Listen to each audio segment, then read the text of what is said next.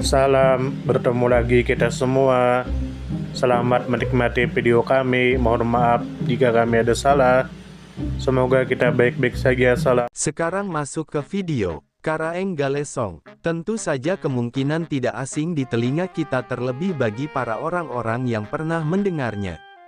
Disebutkan menurut informasi yang beredar bahwa Karaeng Galesong adalah seorang bangsawan dan pejuang asal Sulawesi Selatan yang dikenal sebagai pemimpin perlawanan terhadap penjajahan Belanda pada abad ke-17. Beliau merupakan salah satu tokoh penting dalam sejarah perlawanan pasca Perjanjian Bungaya, yang menandai kekalahan Kerajaan Gowa atas Belanda. Setelah kekalahan tersebut, Karaeng Galesong menolak tunduk pada kekuasaan kolonial dan memilih melanjutkan perjuangan bersenjata di wilayah lain, khususnya di Pulau Jawa. Kemudian menurut informasi yang beredar bahwa Karaeng Galesong adalah putra dari Sultan Hasanuddin, Raja Kerajaan Gowa ke-16 yang dikenal sebagai Ayam Jantan dari Timur, simbol perlawanan terhadap Verinique Ostindise Company. Karaeng Galesong mewarisi semangat juang ayahnya dan menjadi tokoh utama dalam gerakan anti-kolonial setelah jatuhnya Benteng Somba Opo, benteng utama Kerajaan Gowa. Beliau dikenal sebagai pemimpin pasukan pelarian Gowa yang kemudian bergabung dalam perjuangan Trunajaya di Pulau Jawa. Kemudian menurut informasi yang beredar bahwa Karaeng Galesong aktif melakukan perlawanan pada pertengahan abad ke-17. Khususnya sekitar tahun 1660 sampai 1679. Puncak kiprahnya terjadi saat beliau ikut serta dalam pemberontakan Trunajaya melawan Kesultanan Mataram dan Belanda, yang berlangsung dari tahun 1674 sampai 1679. Beliau gugur dalam pertempuran sekitar tahun 1679. Kemudian menurut informasi yang beredar bahwa perlawanan Karaeng Galesong bermula di Sulawesi Selatan, terutama di wilayah bekas Kerajaan Gowa. Setelah menolak tunduk pada Belanda, beliau dan pengikutnya menyingkir ke perairan Nusantara bagian timur dan akhirnya bermukim sementara di Pulau Jawa. Di sana, beliau bergabung dengan Trunajaya, bangsawan Madura yang memimpin pemberontakan terhadap Mataram dan Belanda. Basis utama mereka berada di Jawa Timur, seperti Kediri dan Madiun. Kemudian menurut informasi yang beredar bahwa Karaeng Galesong melakukan perlawanan karena menolak tunduk pada kekuasaan kolonial Belanda yang telah memaksa Kerajaan Gowa menandatangani Perjanjian Bungaya pada tahun 1667. Perjanjian tersebut dianggap merugikan pihak Gowa dan memaksa bangsawan serta rakyatnya kehilangan kedaulatan. Demi mempertahankan kehormatan, kemerdekaan, dan warisan perjuangan ayahnya, Karaeng Galesong memilih jalan perjuangan bersenjata sampai akhir hayat. Kemudian menurut informasi yang beredar bahwa Karaeng Galesong memimpin sekelompok besar pelarian dan mantan prajurit Gowa yang masih setia, membentuk komunitas pelaut dan pejuang yang beroperasi di wilayah pesisir. Beliau menjalin aliansi strategis dengan Trunajaya yang saat itu tengah memberontak terhadap Mataram dan menentang dominasi Belanda. Karaeng Galesong mengorganisasi pasukan dalam gaya gerilya, menggunakan keahlian maritim, dan turut berperan dalam merebut beberapa kota penting di Jawa Timur. Namun pada akhirnya, kekuatan gabungan Belanda dan Mataram berhasil memukul mundur pemberontakan dan Karaeng Galesong tewas dalam pertempuran. Kemudian menurut informasi yang beredar bahwa bagi kalangan bangsawan dan rakyat Gowa yang setia pada Sultan Hasanuddin, maka Karaeng Galesong dipandang sebagai pahlawan pelanjut perjuangan. Setelah Kerajaan Gowa dipaksa tunduk melalui Perjanjian Bungaya, banyak rakyat yang kecewa dan merasa terhina oleh dominasi Belanda.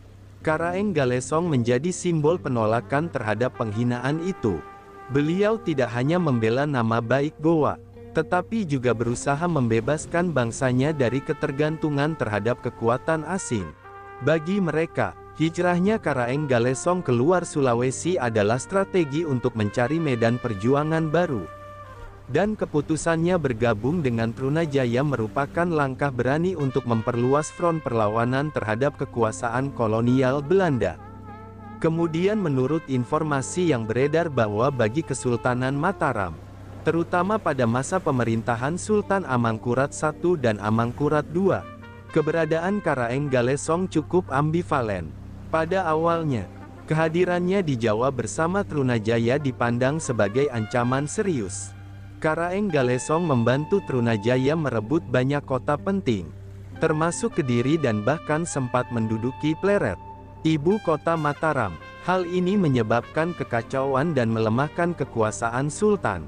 Namun kemudian, setelah terjadi perpecahan antara Trunajaya dan Karaeng Galesong, dan setelah Karaeng Galesong tidak lagi mendukung agenda pribadi Trunajaya, posisi Karaeng Galesong menjadi lebih fleksibel. Bahkan ada upaya diplomasi dari Mataram untuk memisahkannya dari Trunajaya karena melihat potensi kekuatan militer Karaeng Galesong yang tangguh. Meski demikian, akhirnya Mataram tetap menganggapnya sebagai ancaman yang harus dihabisi, terutama karena dukungan Belanda terhadap pengembalian kekuasaan Sultan Amangkurat II. Kemudian menurut informasi yang beredar bahwa dari perspektif Trunajaya dan para pengikutnya, maka Karaeng Galesong pada awalnya merupakan sekutu yang sangat strategis. Pasukan Karaeng Galesong dikenal terlatih, disiplin, dan tangguh dalam pertempuran. Dengan kedatangan mereka, kekuatan pemberontak mengalami lonjakan besar dan mampu mengguncang kekuasaan Mataram yang kala itu sudah melemah. Namun hubungan antara Karaeng Galesong dan Trunajaya kemudian retak, antara lain karena perbedaan tujuan. Karaeng Galesong cenderung berjuang demi kehormatan bangsanya dan anti-Belanda, sedangkan Trunajaya berambisi menjadi penguasa Jawa. Konflik internal ini menyebabkan keretakan aliansi, dan akhirnya Karaeng Galesong memilih untuk menarik diri dari Trunajaya. Kemudian menurut informasi yang beredar bahwa bagi pihak Belanda atau Verenigde Oostindische Compagnie, maka Karaeng Galesong adalah musuh besar dan pengkhianat. Setelah kerajaan Gowa kalah, Belanda berharap para bangsawan Gowa tunduk. Namun Karaeng Galesong memilih menolak tunduk dan justru menggalang perlawanan baru di luar Sulawesi. Verenigde Oostindische Compagnie mencatat Karaeng Galesong sebagai pemimpin pelaut yang lincah, berani, dan membahayakan posisi mereka, baik secara militer maupun secara politik. Beliau tidak hanya mahir bertempur di darat, tapi juga menguasai laut, yang membuatnya mampu bergerak lincah dan tidak mudah ditangkap. Belanda sangat khawatir terhadap potensi persekutuan Karaeng Galesong dengan penguasa-penguasa lokal lainnya. Karena itu Belanda menugaskan pasukan elit untuk memburu dan mengalahkannya.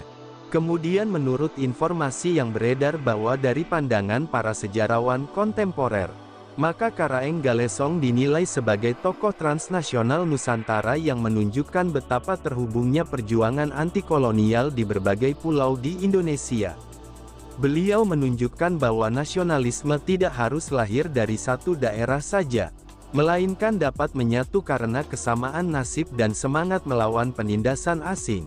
Karaeng Galesong juga dianggap sebagai pelopor solidaritas antar bangsa di Nusantara yang saat itu masih terbagi dalam kerajaan-kerajaan.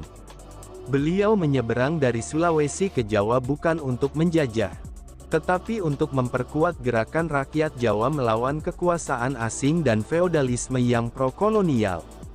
Hal ini membuatnya dikenang dalam berbagai literatur sebagai pejuang Pan-Nusantara. Kemudian menurut informasi yang beredar bahwa Karaeng Galesong bukan hanya tokoh perlawanan asal Gowa, tetapi juga simbol perjuangan yang menembus batas wilayah dan etnis.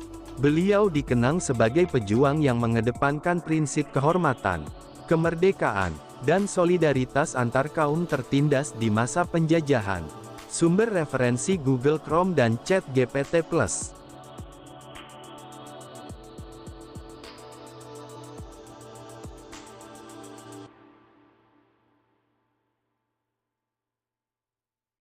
Di balik kemajuan suatu bangsa, tentu kita tahu akan ada selalu sosok-sosok yang memberikan pengaruh besar, meski sering tak terlihat.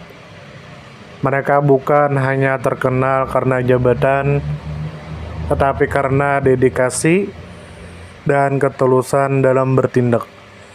Tokoh atau figur seperti itu tentu kita tahu lahir dari berbagai latar belakang.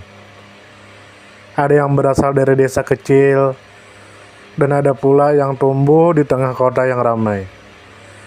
Tentu kita tahu bahwa tokoh bukan hanya soal ketenaran. Tokoh adalah tentang peran. Mereka bisa menjadi seorang guru yang sabar mendidik di pelosok negeri, atau seorang warga biasa yang peduli terhadap lingkungan dan konsisten menjaga kebersihan kampungnya. Semoga apa yang kami sampaikan bisa bermanfaat, menambah wawasan, dan jadi motivasi positif untuk kita semua. Dan tentunya semoga kita semua selalu diberikan kesehatan, selalu dilancarkan rezeki, selalu dimudahkan segala urusannya. Dan jika Anda mempunyai pertanyaan atau komentar atau saran, langsung saja tulis di kolom komentar. Kami sangat terbuka buat masukan yang membangun supaya kedepannya bisa lebih baik lagi. Jangan lupa like, share, subscribe biar Anda tidak ketinggalan konten-konten seru dan bermanfaat.